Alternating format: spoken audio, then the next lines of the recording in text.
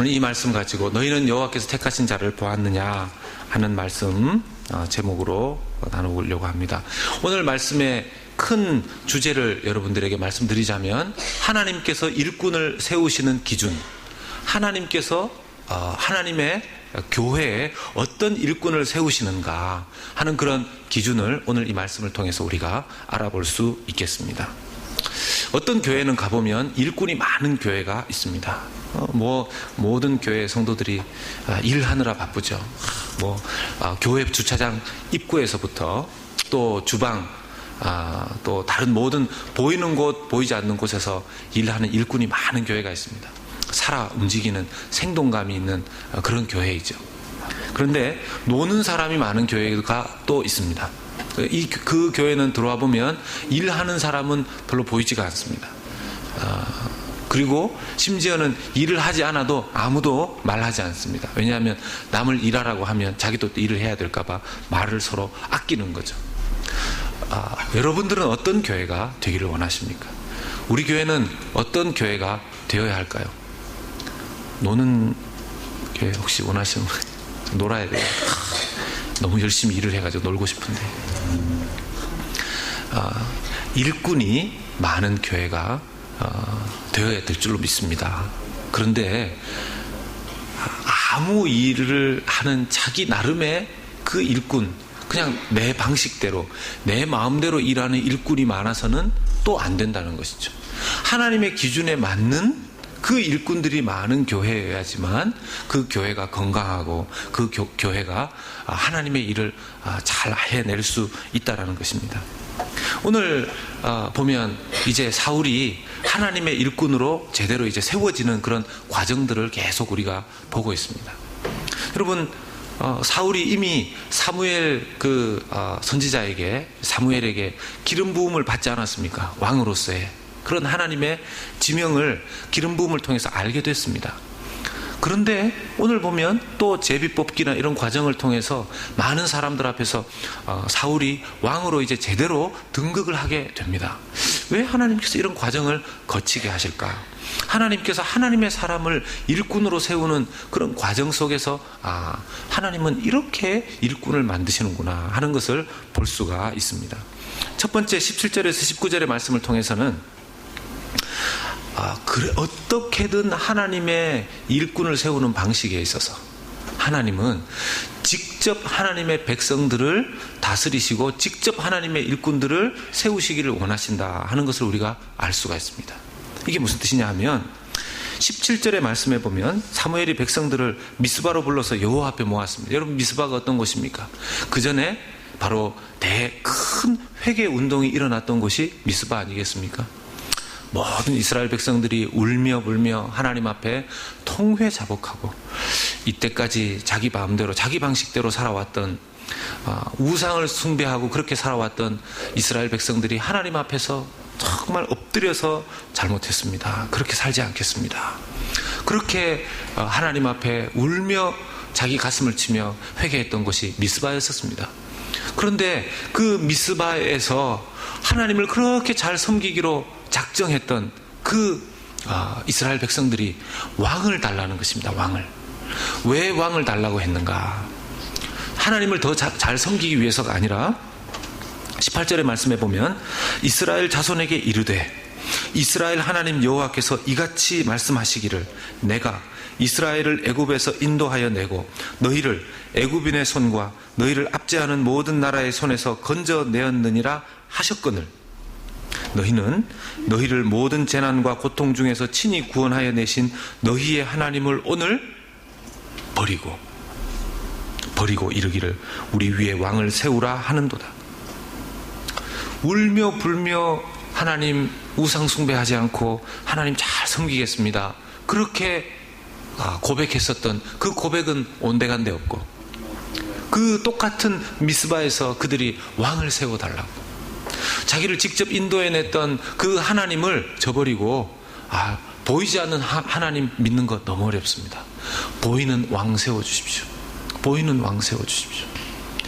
그것이 하나님 보시기에는 사람은 어떤 뜻으로 이야기했을지 몰라도 하나님 보시기에는 뭐라는 겁니까? 하나님 나 자신을 너희가 버렸다는 것이죠. 배신하고. 그럼에도 불구하고 하나님은 그 백성들이 자신을 버렸음에도 불구하고, 하나님을 마다했음에도 불구하고 소원대로 왕을 세워주십니다. 그리고 가능하면 그 왕은 하나님께서 이 백성들 보니까 자기를 직접 섬기라고 하니까 그걸 잘 못하니 이제 그들이 원하는, 인간적으로는 왕을 원했지만 그래도 하나님을 잘 믿는 왕을 세워서 어쨌든 이스라엘 백성과 나와의 관계를 돈독하게 이루어 가야 되겠다라는 숨은 뜻이 왕을 세우는 하나님의 뜻 가운데 분명히 계셨을 것입니다. 오늘날 어떻습니까?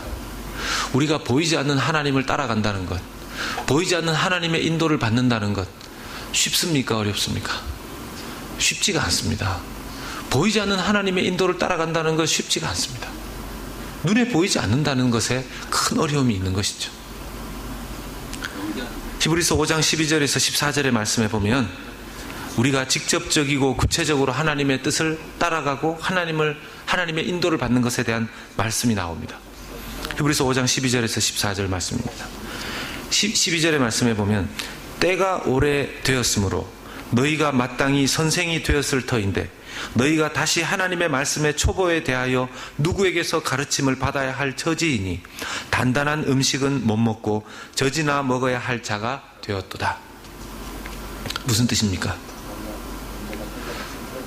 어떤 신앙의 수준에 있는 분은 계속 젖을 먹는 사람이고, 어떤 신앙의 수준에 있는 사람은 단단한 음식을 먹는 수준인데, 이 젖을 먹는 수준의 신앙은 어떤 것이겠습니까? 사람의 가르침이 아니면 스스로 영적 양식을 먹지 못하는 수준을 일컫는 것입니다. 반드시 누군가를 통해서만 하나님의 인도를 받는 것이죠. 신앙의 초신자 시절에 누군가의 설교를 듣고 누군가의 가르침을 듣고 좋은 신앙적인 사람과 교제를 통해서 신앙생활을 하는 것은 참 중요합니다.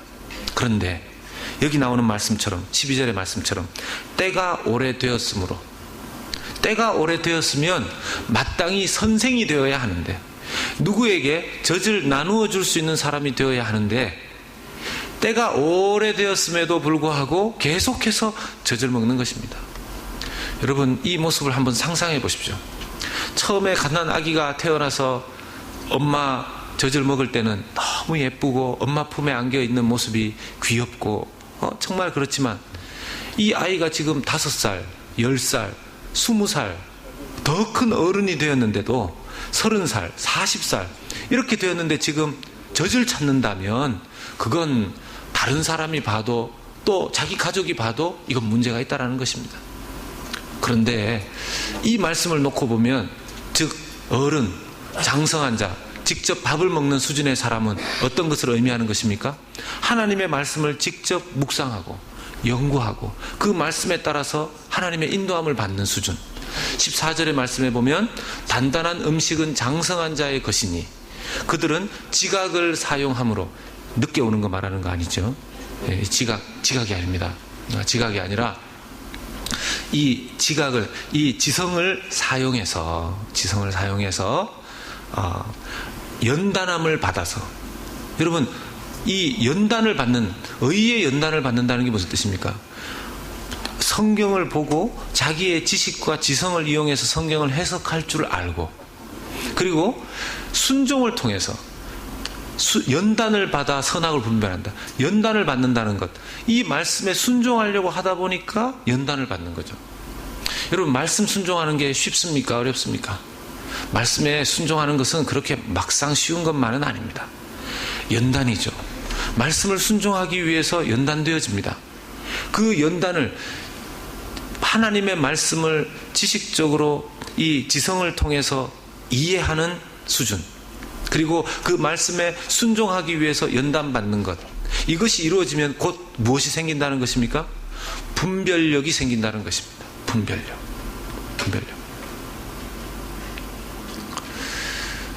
제가 이렇게 신방 가본 분들 중에서 어떤 경우에는 이렇게 자기도 모르게 누군가가 자기를 추천해서 여기에 진리가 있는가, 좋은 교회인가 싶어서 가봤더니만 성경을 막 가르쳐 주는데, 여러분 이단들도 성경을 정말 잘 가르쳐 줍니다. 이 풀어내는 게, 성경을 풀어내는 게 이게 기가 막힙니다.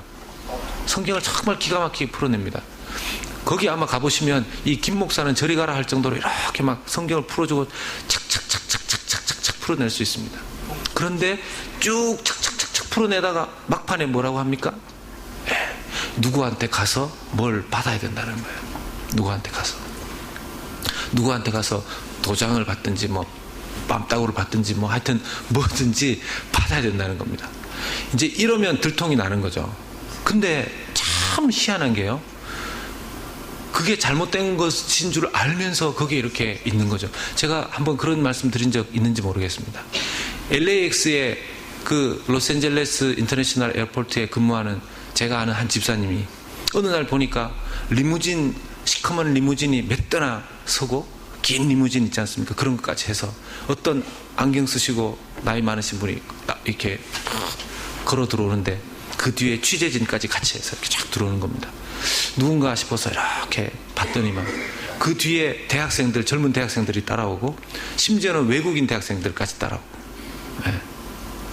그 유명한 김만희 씨, 참 죄송합니다, 이만희 씨, 죄송하다고 하기 싫은데, 이만희, 신천지의 교주죠. 신천지의 교주.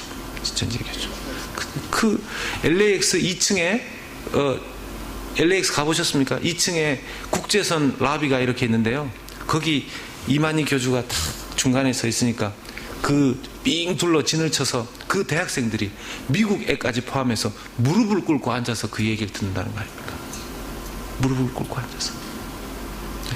그게 나중에 착착착착착 성경 배우다 보면 마지막에 가서 이만희에게 딱 인을 받아야 된다는 거 아닙니까? 도장을. 미국에 있어도 거기한테 가야 되고, 뭐 얼마나 무서운 얘기입니까? 뭐가 없는 겁니까? 분별력이 없는 거죠. 분별력이 없는 겁니다. 처음에 맛있어서 그 신령한 젖처럼 생각돼서 먹었는지는 모르지만, 그래서 여러분, 빨리 하나님의 교회의 일꾼은 일만 열심히 하는 사람이 되는 게 아니라 뭐가 돼야 된다고요? 하나님의 말씀을 직접 먹고 소화하고 분별력 있게, 이것이 바른 것인가 아닌 것인가, 그걸 말씀을 통해서 직접 하는 훈련을 해야 된다는 것입니다. 큐티를 해야 된다는 것이죠. 말씀 묵상을 해야 된다는 것입니다. 말씀을 읽어야 된다는 것입니다. 제 고민은 그겁니다. 어떻게 하면 우리 성도들이 말씀을 계속 읽을 수 있는가, 묵상할 수 있는가, 직접 서로 이야기하고, 구역에서 모이면 구역에서 다른 이야기 하시지 않고 말씀의 은혜 받은 거 나누고, 내가 어제 말씀을 읽다가 이런 은혜를 받고 이렇게 한번 실천하고 순종해 봤는데 하나님께서 이렇게 이런 은혜를 깨닫게 하셨습니다. 이런 이야기들을 나눌 수 있는 분위기, 이런 일꾼이 필요합니다. 이런 일꾼이, 우리 연합교회 안에 그런 일꾼이 많이 세워지도록 기도해 주시기를 바랍니다. 그러면요, 교회가 흔들리지 않습니다. 한 사람에게 의존하는 교회, 여러분, 우리 교회가 너무 막 부흥하고 성장하는데 이 담임 목사에게 막 의존하는 그런 교회가 됐다. 그거는 잘못 목회를 하고 있는 겁니다. 잘못하고 있는 겁니다. 어떤 교회라고 할 것도 없죠. 제가 여러 교회를 섬겨왔지만 지난번에 있었던 교회는 담임 목사 공석, 우리 교회는 담임 목사 공석이 지난번에 8개월이었죠. 제가 지난번 섬겼던 교회는 담임 목사님 공석이 2년 3개월이었습니다. 2년 3개월. 2년 3개월 동안 흔들림이 없었습니다. 흔들림이. 왜 그랬을까요? 말씀에 이 준비되고 훈련된 일꾼들이 곳곳에 포진해 있으니까 흔들리지 않는 겁니다. 여러분, 교회 건물을 세울 때, 어떤 빌딩을 세울 때 그냥 두꺼운 기둥 하나로 건물을 세워놓으면 뭐 좀 그럴듯해 보일지는 몰라도 어려운 일이 생기면 그 기둥 하나만 빠지면 건물은 다 무너지는 것입니다. 그런데 곳곳에 촘촘히 기둥들을 세워놓으면 웬만큼 뭐 기둥 몇 개 빠져도 흔들리지 않습니다.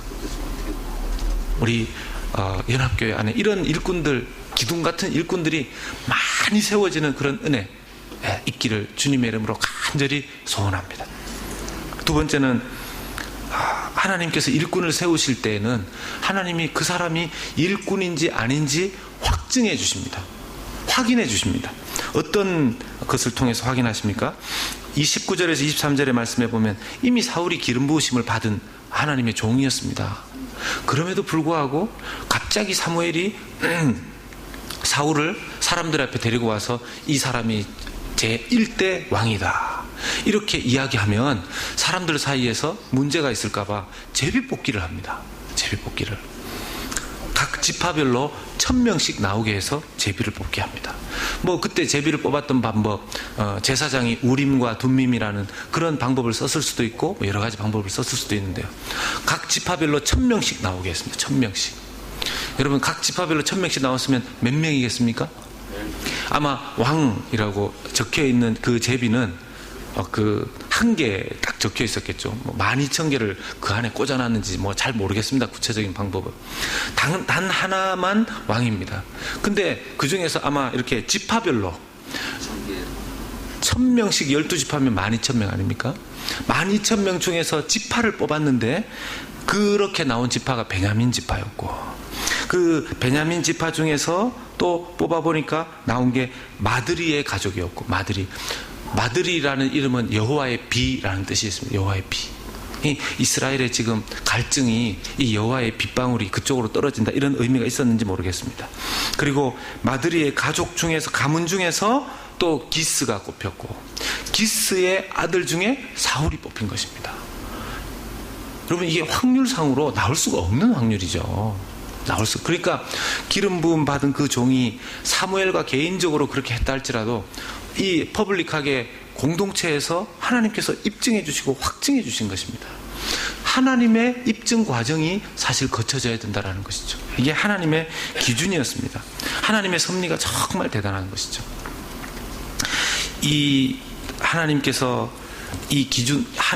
이렇게 한 사람 이 사람은 아니고 이 사람은 아니고 이렇게 해서 사울을 세워주셨을 때 또 뭡니까? 주변에 이 사울을 따라서 누군가가 동행을 하게 됩니다. 이제 왕으로 세워질 수 있도록 뜻을 같이 하는 사람들이. 그래서 여러분, 자기가 아무리 리더라고 해도 공동체의 기준에 의해서 리더가 되어야 합니다. 만약 거기에 제비를 뽑는데 그 제비에다가 어떤 이 속임수, 이 꼼수를 만들어서 사람으로 하여금, 야, 그래도 베냐민 지파가 뭐냐? 여러분, 베냐민 지파가 막내입니다, 막내. 베냐민 지파가 뭐냐? 그래도 뽑히려면 좀 유다 지파나 에브라임 지파나, 그때 당시만 해도 이 유다 지파 막 이렇게 이 에브라임 지파 이러면 좀 힘있고 막 장자 막 그랬지 않습니까? 그러니까 그래야지 막내가 뭐냐, 막내가. 그랬는데 그래서 누군가가 만약 그거에 꼼수를 부렸다면 하나님 앞에 어떻게 됐겠죠. 하나님이 하시도록 가만히 놔뒀습니다. 그래서 여러분, 교회 안에 일꾼이 세워질 때에는 하나님께서 어떤 사람들을 키울지 우린 잘 모릅니다. 전혀 엉뚱한 사람이 하나님의 일꾼이 되기도 합니다. 근데 그런 기준이 교회 안에서 명확해야 되고요. 또 하나는 하나님이 그 사람을 세우면 하나님께서 그 주변에 그 사람을 돕는 사람들을 붙여주십니다. 여러분, 리더 혼자서 일하는 독불장군이 있습니까? 리더 혼자서 일하는 독불장군이 있습니까? 리더는 반드시 팔로워가 있습니다. 이 리더에게 있어서 또 하나 중요한 부분 중에 하나가 하나님의 마음을 잘 헤아리는 그런 마음이 리더에게 반드시 있어야 됩니다. 이게 하나님의 뜻인가 아닌가. 그 내려놓음이라는 책을 쓰신 이용규 선교사님이 계십니다. 그 이용규 선교사님이 어느 날 홈페이지를 이렇게 늘 관리를 하고 거기에다 자기 영적인 일기를 써놓고 이렇게 하는데 해킹을 당해서 홈페이지가 열리지 않는 날이 온 겁니다. 자기가 이렇게 기도할 때 지금 1년 동안 쌓아놓은 자기의 영적 일지가 여기에 다 기록되어 있는데 이게 어느 날 열리지 않으면 너무 아까운 거죠. 그런데 하나님께서 왜 이런 일을 허락하셨을까? 기도하는 겁니다. 기도하다 보니까 본인이 자기가 깨닫고 자기가 순종해서 얻은 그런 아름다운 영적인 영성의 일기 내용들이지만 자기 스스로 그 영성 일기, 영적인 열매마저도 자기가 기뻐하면서 자기도 모르는 사이에 그것을 의지하는 그런 마음으로 가더라는 것입니다. 여러분, 우리가 하나님의 일꾼 되어서 우리의 삶 속에서 만들어진 열매가 우리 것입니까? 우리 것이 아닙니다. 그런데 우리도 모르게 당연히 우리가 잘못하고 책망받아야 되는 것은 하나님 앞에 주의하고 조심하는데요. 하나님 앞에 순종함을 통해서 그렇게 만들어진 열매들이 있을 때는 자기도 모르게 그것을 이렇게 누리고 좋아하고 그걸 조심해야 된다는 겁니다. 이용규 선교사님이 과연 내 영적인 그 일기들과 이런 내용들이 내가 고이 간직한 영적인 창고 안에 있는 것이지만 과연 하나님의 창고 안에도 인정받을 수 있는 그런 내용들인가 라는 부분들을 스스로 생각해 보면서 하나님 앞에 기도하고 회개할 때 그 마음을 돌이킬 때 놀랍게도 다시 그 홈페이지가 열려졌다는 것입니다. 우리가 조심하고 주의해야 되는 부분들이죠. 여러분, 우리가 하나님 앞에 순종해서 나온 아름다운 열매마저도 우리의 의가 되면 안 된다는 것입니다. 안 된다는 것입니다. 누구 때문에, 누구 목사님 때문에 이렇게 잘 됐습니다. 이거 빨리 귀로 이거 지나가야 되는 겁니다. 누구 장로님 때문에 이거 잘 됐습니다. 빨리 이거 귀로 지나가야 되는 겁니다. 누구 권사님 때문에 이 일이 이렇게 잘 됐습니다. 그렇게 말씀하시는 거는 좋죠. 하나님께 영광 올려드리고 빨리 이거 귀로 지나가야 됩니다. 우리는 빨리 잊어야 되는 거죠. 우리가 바라봐야 될 건 우리의 열매가 아니고 뭡니까? 우리 하나님, 우리 주 예수 그리스도 한 분밖에 없는 줄로 믿습니다. 이 시선을 놓치면, 이 시각을 놓치면 우리 스스로가 하나님의 일꾼으로 살아간다는 명분 하에서 우리도 모르는 사이에 바리새인이 되고, 우리도 우리 모르는 사이에 우리 의를 주장하면서 고집 부리고 그렇게 되게 되더라는 것입니다. 마지막으로는 27절의 말씀에 보면 하나님의 일꾼이 되면 그를 따르고 도와주는 사람만 있는 게 아니라 또 뭡니까?